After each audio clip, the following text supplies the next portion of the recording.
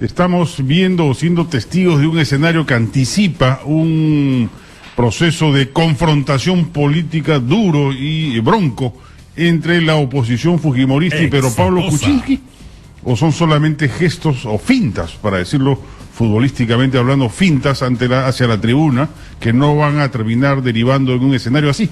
¿Qué se puede ver o leer detrás de esta resistencia a, por lo pronto, iniciar o sostener una reunión protocolar, prácticamente, en principio protocolar y quizás política, entre ambos líderes, entre ambos ex candidatos, Keiko Fujimori y Pedro Pablo Kuczynski? Vamos a tratar de desbrozar la maleza que puede haber detrás de las declaraciones y los gestos para entender frente a qué proceso estamos, que finalmente sería lo que marque los siguientes 5 años de vida política del país. Por un lado, por otro, sin duda, los temas de coyuntura, pero empezamos por lo que viene a ser un coletazo de esta última elección presidencial. Nos acompañan en mesa Giovanna Peñaflor y Jorge Nieto para analizar estos temas. ¿Qué tal? ¿Cómo están? Muy buenos días. Hola, Juan Carlos.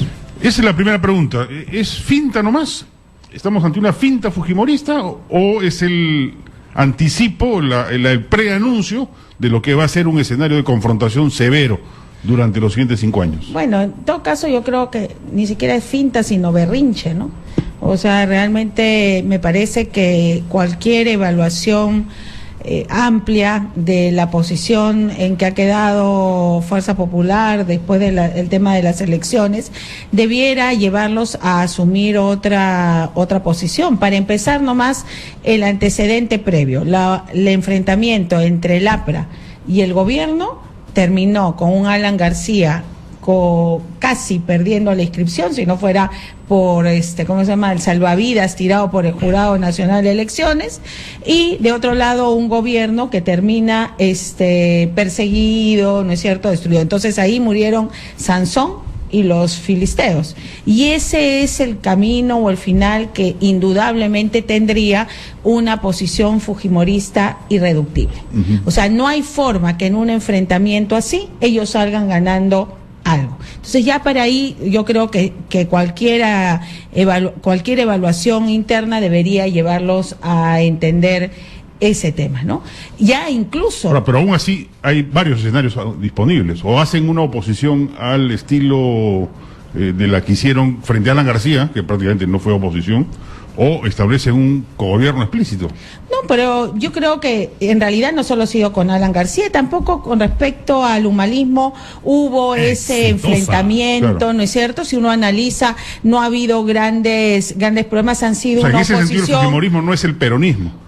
Ni es el aprismo de hace 20 años. Ha sido una oposición, en el caso del humanismo, donde también hubo una segunda vuelta, claro, complicada, donde todo lo demás, finalmente, durante el gobierno, no es que hayan sido la oposición más irreductible. La oposición irreductible la hizo el aprismo. Y vuelvo a decir, ¿dónde acabó el aprismo después de esos 5 años, ¿no es cierto?, donde Alan García encabezó un tema de confrontación frontal con el tema del humanismo? Entonces, ahí no ganaron ellos, y no va a ganar el fujimorismo. ¿No ves por ahí entonces un escenario? Yo creo que definitivamente, por un lado, hay varias condiciones que los limitan. Uno es, bueno, a ver, que tengan una visión. Segundo tema es, ¿son dueños de qué? Ellos dicen, el Congreso es nuestro. Bueno, ¿qué es el Congreso? Una institución sumamente desprestigiada, que tiene niveles de aprobación bajísimos, ¿no es cierto? Y donde ellos son ahora el único responsable de que funcione bien o mal. Entonces, si no nombran a un defensor del pueblo que sea bien aceptado, si no logran X, Y cosas, ¿a quién van a culpar? A la minoría, a las otras agrupaciones, no, van a ser responsabilizados por la opinión pública de lo que sucede en el Congreso. Entonces allí yo creo que realmente ser dueño del Congreso, como algún fujimorista dijo, es una cosa que debería llamarlos bastante a la preocupación. Es más, inclusive les ha costado parte en el proceso electoral. Probablemente si Fuerza Popular no hubiera tenido el tema de la mayoría en el Congreso, hubiera sido más fácil su campaña. Entonces ya les comenzó a costar ser dueños del Congreso. Les va a costar más en el futuro, y no es fácil lograr manejar el Congreso. O sea, lograr que tenga una buena imagen el Congreso de la República. Yo ahí creo que van a tener que luchar duro. Jorge. Los actores pueden proponerse cualquier tipo de estrategia. Exitosa. Pero si no hay elementos sustantivos que la sostengan, pues pueden sostenerla muy poco tiempo, porque finalmente son los elementos sustantivos de la agenda política los que terminan organizando a esos o a otros actores, ¿no? Si uno revisa la agenda que tenemos por delante, ¿cuáles serían las razones para una oposición beligerante del fujimorismo? Digo, en materia económica sí hay diferencias, ¿no? Incluso diferencias en las cuales el fujimorismo se sitúa un poco más, comillas, a la izquierda, pero en materia sustantiva, digamos, sobre políticas en favor del mercado de la inversión, yo no veo que el fujimorismo tenga una política distinta. En materia de, y lo mismo, y eso tiene que ver, digamos, con crecimiento y con empleo. Salvo que se instale en esa izquierda. ¿Perdón? Salvo que se instale en esa izquierda. Claro, pero el fujimorismo pues tiene redes, o sea, tiene gente que está alrededor, no solamente son sus bases electorales, son también, digamos, las relaciones políticas que ha construido en estos años. O sea, no es tan fácil desprenderse de eso, ¿no es cierto? Volar con autonomía de sus vínculos sociales, tanto los electorales como los, digamos, más permanentes, no es tan sencillo. Fíjate que no es tan sencillo que si la noche del domingo en el cual el Cuarto Poder coloca el tema del señor Joaquín Ramírez en la opinión pública, la señora Keiko Fujimori dice, en vez de decir lo que dijo y hacer cometer error tras error durante una semana, la semana decisiva de la elección, ella esa noche dice a los señores entrevistadores, acabo de colgar con el señor Joaquín Ramírez, le he pedido que deje la Secretaría General y que se aparte de mi campaña hasta que resuelva la situación. Probablemente estaríamos ahora en una situación distinta, ¿no es cierto? Y ya la ventaja no hubiera sido de 5 puntos, sino quizás de 8. Quizás estamos especulando. Pero lo que quiero decir es que no es fácil desprenderse de las redes y de los vínculos y de las relaciones que han construido durante años. Entonces, en materia económica no los veo, digamos, tomando una distancia, teniendo las razones para tomar una distancia. Giovanna mencionaba la relación Ollanta-García, pero ahí, digamos, habían pues dos ideas muy distintas de lo que había que hacer en materia económica. Y creían eso, ¿no? Entonces eso les daba motor. Luego, en materia de seguridad, que es, digamos, como la demanda acuciante de la sociedad, yo no veo al fujimorismo desde el Congreso oponiéndose a un paquete de medidas que vaya para abordar ese tema. O sea, el costo sería altísimo. Y en materia de lucha contra la corrupción, que es otro de los temas de agenda para la sociedad y que deberían enfrentar, digamos, las fuerzas políticas, yo no veo al fujimorismo pagando el costo de oponerse a medidas que vayan en el sentido de combatir a la corrupción. Entonces, desde el punto de vista de la agenda sustantiva, no veo muchas razones para esa oposición sistemática. Desde el punto de vista... Pero entonces, con mayor razón, si ambos coinciden en ello, ¿qué sentido tiene estas fintas o berrinches, como lo ha llamado Giovanna? Están atentando contra sí mismos, porque gestualmente se conducen a la confrontación y en la realidad el cuerpo los lleva para otro lado. Yo creo que no tiene ningún sentido, creo que están, digamos, tardando mucho en asimilar el golpe. Y en todo caso, si uno quiere tener un razonamiento estratégico, quizás lo que hay ahí es como el inicio de la campaña del 2021. Si este señor me pide disculpas, entonces nada de lo que se ha dicho de mí tiene sentido. Claro. Entonces ahí sí cobra, digamos, como dice Giovanna, un sentido estratégico, ¿no es cierto? Pero solo es ese. Pero en lo inmediato el costo viene siendo muy grande. Y yo creo que ya un sector de la sociedad comienza a ver esto con los ojos que lo ha visto Giovanna.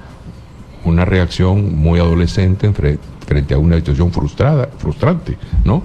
Y eso no le conviene a ningún político. Claro, es más, incluso creo yo, no es solamente el problema frente al gobierno, ¿no? En la comparación Verónica Mendoza, Keiko Fujimori, Verónica Mendoza termina ganando y Keiko Fujimori termina perdiendo. Creo que esa es la gran confrontación para el 2021. Pero por eso, entonces, digamos, hoy día la que está apareciendo como, porque finalmente... Bueno, hoy día se reúne con Pedro Pablo Kuczynski, Verónica Mendoza, entiendo. Por eso, pero la que queda como una persona con visión que finalmente termina deponiendo sus afectos personales, o el sentirse o no sentirse insultada, o el sentirse o no sentirse de tomada en cuenta, es Verónica Mendoza, y que aparece más, o sea, tomando además una posición no de cogobierno, sino simplemente de apoyar una visión, mientras que por el otro lado tienes a una persona que no está demostrando en este momento estar a la altura de haber sido lideresa. ¿Cuántas personas que pudieron votar por ella dirán finalmente, mira, si hubiera sido presidente, ¿en qué estaríamos? O sea, ese es el tipo de razonamiento que no puede dejar que de alguna manera prospere, y que está finalmente encerrado, como también este tema de si liberan o no liberan a Fujimori. Entonces, finalmente la agenda del fujimorismo se vuelve a reducir al mismo tema de siempre. Ahora, pero si se reduce a eso, ahí sí se suicidan políticamente. Bueno, ¿no? pero es lo que aparece, que ¿no es Verónica cierto? Kuczynski lo indulta y a partir de ahí se genera una alianza de gobierno. No lo han dicho ellos, ¿no es cierto? No lo han dicho. Bueno, Eso le han pedido a los amigos que lo digan. Exacto, ¿no es pero, cierto? Para poner a circular otra vez un tema que la verdad sería no tiene la menor importancia. políticamente combustible, ¿no? Yo creo que ahí el tema de fondo, digamos, perdón, Giovanna, pero creo que el tema de fondo para ella, para el fujimorismo, es tener una lectura adecuada de su derrota. Es decir, si se quedan solo en lo que dijo en su discurso, que es los medios se confabularon, me atacaron los grandes intereses, el gobierno estuvo en contra, mintieron contra mí. Si esa va a ser su lectura de su derrota, están muy equivocados y las consecuencias van a ser malas para ellos. Ella tiene... ¿No ves un sembrío para de acá 5 años? Con esa lectura, sí. no veo ninguno. De estarse erigiendo como el grupo, el partido anti-establishment permanente de la política peruana. Has hablado de partidos, fíjate. Yo lo que creo es que una de las, digamos, sabemos las circunstancias de coyuntura, Ramírez, los errores, tal, pero esos son incidentes que cuando tienen sentido tocan fibras más profundas. ¿Qué creo que está detrás de todo esto? ¿Por qué tiene tanto peso Ramírez o gente como él en lo que era el fujimorismo hasta la elección? Porque luego ya lo sacaron de la foto. Habrán visto que en la foto de los 73 Ramírez ya no estaba, ¿no es cierto? O sea, esa es una confesión de que, bueno, hay que tomar distancia de ese tipo de problemas. Una ¿no? confesión de que se equivocaron. De que se equivocaron, efectivamente, ¿no? Es una confesión, porque si no sale en la foto, por algo no sale en la foto. Bueno, pero ¿qué está detrás y cuál es la elaboración a la cual deberían arribar? Que lo que tiene en realidad la señora Fujimori es un potente movimiento electoral que la ha llevado a donde la ha llevado, para lo cual se necesita pues muy fuerte financiamiento, y por eso el rol, digamos, de los financistas tan importante en ese proceso. Pero luego tienes, digamos, un equipo de cuadros muy reducido. El Partido Fujimorista, digamos, tiene muy poca militancia, pero articulas con redes a un vasto sector de gente movilizable electoralmente. ¿Cuál es el problema? Que eso no es un partido político moderno. Y ella tiene el reto, sería magnífico para el país, que el fujimorismo pudiera construir una derecha popular, pero alrededor de un ideario, de una propuesta, de una jerarquía de cuadros, y comenzáramos a salir como país de esta masa gelatinosa en donde la estructura institucional no existe. El pinochetismo, para ser parte de la transición, tuvo que transformarse en partidos y abandonar el apellido. No es el pinochetismo el que está en la transición chilena, el UDI y Renovación Nacional. No, el franquismo en España, exactamente lo mismo. No es el franquismo como actor político. Claro, hay quien dice, oye, pero los que estaban ahí vienen del franquismo, son reciclados, digamos. Sí, pero no es lo mismo. Simbólicamente no es lo Pero mismo. eso va a pasar en el Perú y no lo creo, ¿no? Keiko no va a renunciar a una pretensión política presidencial. No Y digo va a eso. cambiarse de apellido. No va a haber un fujimorismo sin Fujimori. No digo eso. No digo que ella renuncie al apellido. Lo que digo es que renuncia a que el apellido sea el único elemento de cohesión del movimiento político. Eso es lo que digo. Y que pasen a construir un ideario político serio. Porque aquí hemos tenido, no lo olvidemos, dos experiencias históricas. Pero a la vez, guardadas las es la distancias. primera vez que escucho como discurso electoral y político esto que antes era diagnóstico de politólogos. El fujimorismo es un movimiento que no pertenece a las cúpulas empresariales, su fuerte no está en el AB, está en el CD. Eso, que era una realidad evidente, no fue nunca parte de un discurso ideológico de parte del fujimorismo, sino hasta en esta campaña. Pero, a ver, pero ahí hay un tema, ¿no es cierto? Sus votantes en ahí, pero sus financistas han estado arriba. O sea, definitivamente, ¿no es cierto? Sí, aparte del tema de las otras cosas que se tendrán que aclarar. Pero yo creo que finalmente el problema de fondo es que no están leyendo bien el país. O sea, ¿qué nos dice esta elección y que no se ha puesto suficiente énfasis en el tema? Es en el surgimiento de un importante sector de la población que se moviliza solo, ¿no es cierto?, sin necesidad de que nadie lo arríe, lo jale, le pongan ómnibus, que se identifica y que lucha por temas democráticos.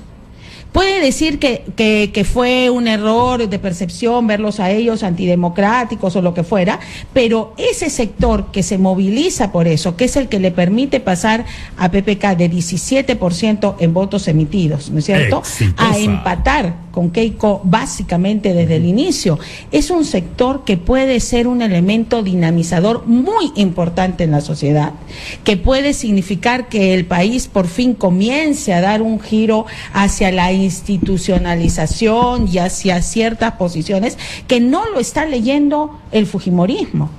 Que cuando ve ese tema, lo que sea Jorge, que esto es un tema de odio, de satanización, y no entiende que hay un sector, además que está siendo cada vez progresista, que se identifica con una serie de temas que hace 4 o 5 años atrás eran marginales, entonces no está leyendo que el país cambió radicalmente. Y así como, volvamos al tema de Alan García, quedó fuera de juego también porque el electorado cambió, la forma en que ve la política del electorado cambió, ellos también pueden quedar fuera de juego. No, yo estoy seguro que Keiko Fujimori mira el país como si aún fuese una pirámide, ¿no? Y no se da cuenta que ya es un rombo. O sea, bueno, es una casa enorme, ¿no? Es un rombo en Lima. Perdón, es una pirámide en Lima.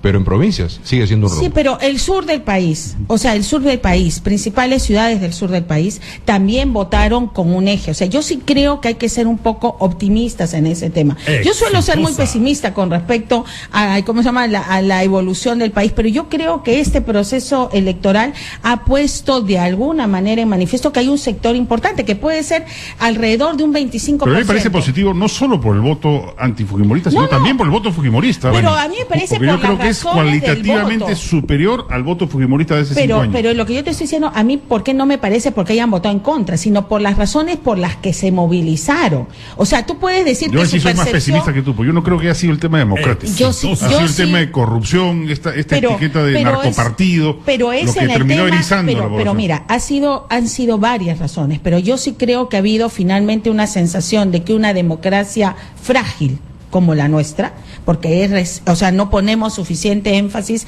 en que es nuestra vida republicana, la primera vez que tenemos 4 presidentes democráticos salidos, en esta fragilidad no estábamos para correr el riesgo que significaba el fujimorismo, con un partido, como dice Coco, que no es moderno, que no ha cambiado, que está en proceso de construcción, pese que Keiko Fujimori está manejándolo desde el año 2000 para adelante, que no logra, porque finalmente tiene problemas, ¿no es cierto?, estructurales que no logra modificar. Entonces, y además lo que le ha pasado a todos los otros partidos tradicionales, ¿no? Porque lo que le pasó al PPC, lo que le ha pasado al APRA, ¿no es cierto? Imposible, en fin, todo. Exacto. Entonces, hay un proceso de cambio, hay un proceso después del tema del fujimorismo, donde éramos más o menos lo mismo de siempre y todo, donde comienzan a aparecer nuevos nombres, nueva gente, nuevos rostros, nuevas posibilidades, ¿no? A pesar que tengamos un presidente, digamos, mayor, ¿no?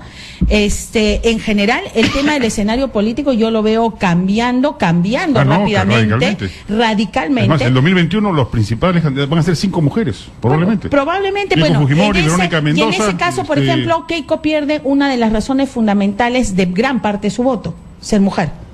Porque su votación es femenina en muy buena parte, y cuando tenga 2 o 3 candidatas, ¿no es cierto?, de peso, ese tema se va a diluir, no va a ser la única que lucha por la representación de la mujer o de las posibilidades, entre otras cosas. O sea, tiene un gran reto por delante Keiko Fujimori, no va a ser nada fácil, la tiene a la interna, la tiene a la externa, y querer aglutinar. ¿Y ustedes la ven a ella berrinchosa o a sus seguidores berrinchosos? Yo creo que es el conjunto, ¿no es cierto? Y creo que, vuelvo a insistir en el tema, están haciendo una mala lectura de la elección.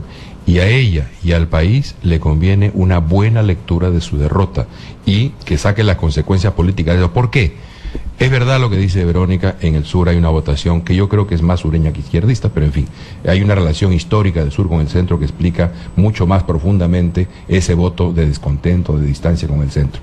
Pero es otro tema. Hay un libro interesantísimo que es el de Vergara, que la verdad que valdría la pena leer porque te muestra la relación del centro con las regiones y en particular le dedica mucho espacio al tema del centro con el sur y cómo pone en juego recursos, territorio, demografía, élites económicas y élites políticas para entender los procesos que se están dando y es muy iluminador sobre lo que está pasando. Creo que Verónica, si cree que la votación del sur es izquierdista, cometería el mismo error que cometió Susana Villarán cuando pensó que la votación de Lima era suya y no, era una votación que tenía otras características y había que construir sobre ella. Pero, ¿cuál es mi punto? Mi punto es que si la señora Fujimori no saca una buena lectura de lo que está pasando, no va a sacar las consecuencias políticas que a ella y al país le conviene. Porque aquí tenemos no una reconciliación, tenemos varias reconciliaciones, varias fracturas que tenemos que reconstituir. El país no puede seguir hablando en lenguaje de Guerra Fría. A la primera terruco caviar o mafioso violador de derechos humanos. Y eso... El país tiene que salir de eso. Y los actores políticos, todos los actores políticos, tienen que encontrar el espacio para desarrollar esas cosas. Si no hacen eso, seguiremos teniendo una democracia no solamente frágil, sino sistemáticamente coja, que a la primera se repliega en un discurso, digamos, del pasado, que no nos explica lo que está pasando. Esas transformaciones de las que habla Giovanna. Hoy aparecen nuevas cosas del lado de la votación o escondido debajo de la votación del señor Kuczynski, y en la primera vuelta, pero aparecen cosas también diferentes del otro lado. Ya la fisura, digamos, ya apareció una fisura en el discurso de discúlpate, discúlpate. Ayer el señor Becerril salió a decir que bueno, que no era tan importante. Y Becerril es vocero del equipo central, ¿no es cierto? Mientras otros siguen en ese discurso. Yo creo que al país le conviene, en este momento, mucha madurez de todos. Pero yo creo que el problema es ella. Ella no ha aceptado que la derrota es responsabilidad de ella. Exitosa. O sea, ella ha actuado como si le sucedieron las cosas y no asume que ella ha sido la que se equivocó. Y, o sea, allí podría asumir, me equivoqué en el tema de alejarme del fujimorismo duro, algunos le dirán eso, sí. Pero otros también le van a decir, se equivocó al pasar de la Keiko de Harvard, ¿no es cierto? O sea, porque cambió a la Keiko de Harvard y luego a la del debate de Piura, donde sacó, digamos, el talante del padre, ¿no es cierto?, y la agresividad. Entonces ella tuvo un derrotero bien errático. Y además ella llamó a los personajes que finalmente son cuestionados, y si ella perdió con Ollanta Humala por el problema de las esterilizaciones, esta vez no pierde por su padre, esta vez pierde por ella, por las decisiones que ella tomó o no tomó. Y ese tema no se está viendo en la evaluación que ella hace. Claro, no tiene por qué salir a decir fue mi culpa, pero, no, claro. Pero definitivamente los gestos que está teniendo y no teniendo demuestran que si se diese cuenta que en gran parte ha sido su culpa, no estaría pidiendo disculpas al próximo. Claro, ¿no es cierto? Que en gran parte no, es su responsabilidad. Es como si Brasil, ¿no es cierto?, hubiera dicho, no, perdimos por el árbitro, como nos suele pasar. No, yo he dicho que el entrenador fuera, ¿no es cierto? Porque acá hay un error. Nosotros teníamos que meter 5 goles y si ellos metían 1 con la mano, igualito terminábamos ganando, ¿no es cierto? Es el mismo tema. Ella tenía cómo haber llevado a cabo una campaña exitosa con todos los recursos, con la mayor organización política de este país, ¿no es cierto?, con un sector popular no atendido. Tenía todos los elementos. ¿Qué cosa le faltó? El elemento ella. Vamos a una pausa, ¿les parece? Regresamos para continuar conversando aquí en